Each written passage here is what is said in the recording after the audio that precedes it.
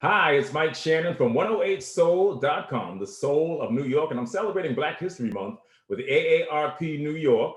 And the reason I celebrate Black History Month mainly is to give respect, pay tribute to our ancestors who did so much for us. I mean, they fought the good fight, they shed blood, and they just struggled every day so that we can have the little bit that we have now.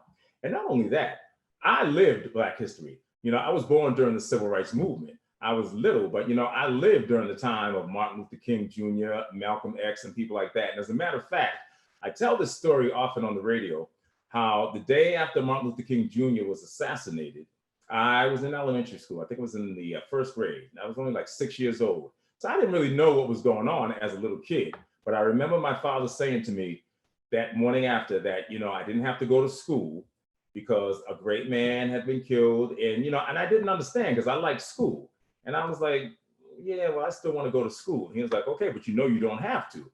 But I went to school, and I always say, I know that's the way Martin would have wanted it. So, I was there. Like I said, I was a little boy, but I was there during the struggle, and I know, and that's why I say I think it's a good time, especially this month, for parents to teach their children about Black history. It's important, to know your history so you know where you're going. You got to know where you came from in order to know where you're going.